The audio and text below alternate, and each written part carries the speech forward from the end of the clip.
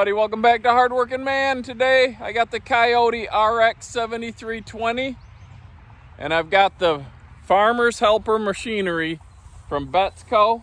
It's a super heavy duty flail mower, the D140, and I'm out here. I've got to mow this yard. This is where my firewood stand is. I was able to get the front yard taken care of with my Husqvarna zero-turn mower, but back here it was too wet. And like I said, they lost their landscaping crew from last year, so it didn't get mowed. And by the time I had got onto it, the back was too wet to get out with the zero-turn. It's dried up, should be dried up enough now, but it's too much grass now for the zero-turn. Some of this stuff is waist high, so I'm going to get it knocked down with the super heavy-duty flail mower. The nice thing about this versus a brush hog is that this will mulch up this grass a lot better. Brush hogs leave big gobs of mowed grass. You know, if you're mowing brush, it leaves gobs. It shoots stuff all over. With this flail mower, it mulches it up, and it doesn't leave the big gobs. It's more of an even spread out mulch. These things here, they can come out, and when they're in, it's just an extra tooth. It holds the material in longer, so it mulches it up more. So for a job like this, I'll leave these in. If I was doing a lot of heavy brush, I would pull those out, so that way I could mow at a little bit faster speed. I should be able to go pretty quick because this is just overgrown grass, overgrown field. There's no brush in it. So going quick, I'll still get a nice cut with this mower. I'll be able to come back later with the Husqvarna for the next mow, start getting it cleaned up, probably bring the DR lawn vac to get all this grass off of it so I don't just keep mowing it over and over and over. But it's going to be a lot easier once I get it knocked down with this heavy duty flail mower. So thanks for tuning in. Let's get this yard mowed up. All right, so if you've seen flail mowers before, you know there's some with just little V's or little Y's that are little metal things. Those are more for just doing grass. This has these big heavy hammers, and when these things get swinging, I believe this is rated for about 4 or 5 inch brush. That would have to be pretty soft wood because you have to run over anything that you want to mow with this. It mows going forward. I've run over probably 3 to 4 inch before, and it handles it pretty good, but this grass shouldn't be an issue for it. So I'll get this thing fired up, start getting this mowed down. All right, if you watched my short mowing the other day, that was because my mower was broke and my yard was getting a little too long. It wasn't something my mower couldn't handle. This, I mean, you're talking some of this stuff is waist high. I'm about 6 foot tall. Just a regular zero turn's gonna struggle through this. You're gonna have to cut it really high. Just take little swaths at a time. I'm not gonna mess with that. I'm gonna get it all knocked down, and then we'll be back. Like I said, next time we'll hit it with the mower. I'm not gonna videotape mowing this whole thing. It's gonna be probably a 1.5 to 2 hour job, I'm guessing. But I'll get some cuts in there. People like to know how these flail mowers do mowing grass. This actually leaves you with a pretty nice cut. Obviously it's not a finish mower, but it's a lot nicer than a brush hog.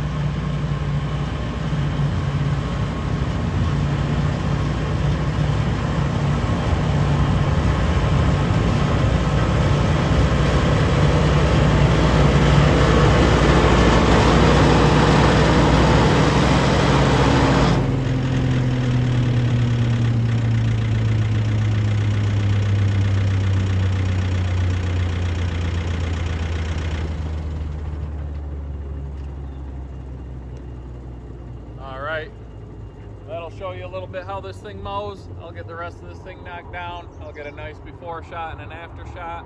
A couple things you got to watch out for. One, when you're running a big tractor like this around houses, is the power lines going to and from the house. If I have the bucket up to get around an obstacle and I'm not paying attention and I hit that thing, it could be game over. Not a big fan of power lines. You guys have seen a problem I had with those in the past.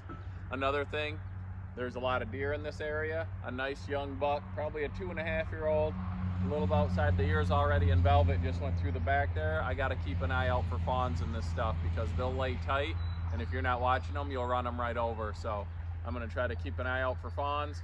If I see a doe hanging around an area, I'll notice to pay extra attention in that area. So I'll show you guys how this mulches up the grass. It's not going to give you a perfect mow, not a finished cut mow. I'm going to miss some swaths, some patches. This has a hydraulic adjusting on it, but it's leaking right now, so I don't have it hooked up, so when I turn it shifts a little bit behind it. But like I said, I'm just getting it knocked down so I can come back with a zero turn and clean it up.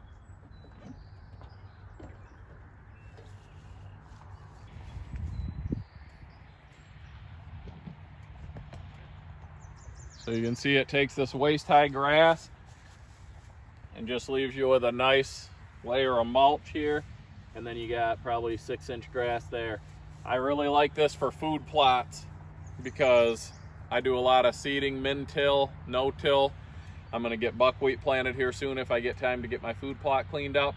I'll spread the buckwheat, I'll spray it with Roundup to kill all the weeds, and then I'll come back a few days later and I'll mow it with this instead of cultipacking it like a lot of guys do, and it leaves a nice layer of fresh mulch over it to keep your seeds hydrated in this coming into the dry time of year here in Michigan. So I like doing this better than just mowing it down or just cultipacking it down, because then you get thick mats when you just smash this grass down. You can see where the tires went. Where this, with the mulch, it still keeps it moist, but I believe it helps it break down better. So that's one of the reasons I went with this flail mower instead of a regular brush hog. And I use this for my food plots instead of just flat out crushing it down with a cultipacker. So we've got a little bit up by the house and barn to get down, and then the rest is all this area here in the back. Behind the pond, they said it stays pretty wet, so they said don't worry about that. I don't want to leave big ruts. This is a heavy tractor. But you can see this is a big area, so it's going to take me a little while. I'll get a little bit of footage here, but I'm not going to make you guys watch me mow this whole thing, so.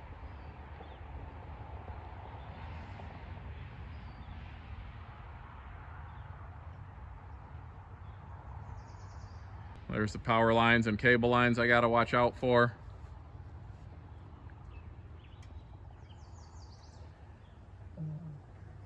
And there's one of the biggest lawn mowers you'll see mowing a yard, 73 horse Kioti. I keep the bucket low in the front, make sure I don't hit something that I don't see. Don't want to take on a stump with this thing. The bucket, keeping it lower like that, will help me find obstacles before I hit them with the mower.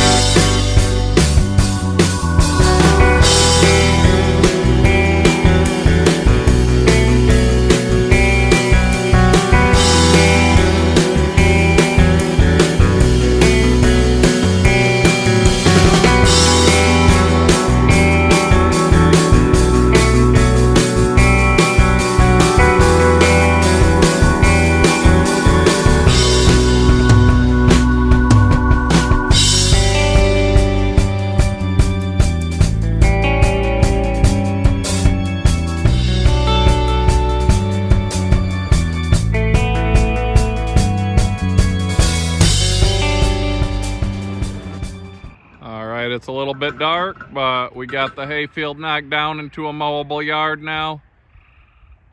We'll get the Husqvarna out here with the bagger or the DR yard sweeper and get the rest of this cleaned up. That's going to be a lot of dumps out of that thing, but then it'll be mowable again.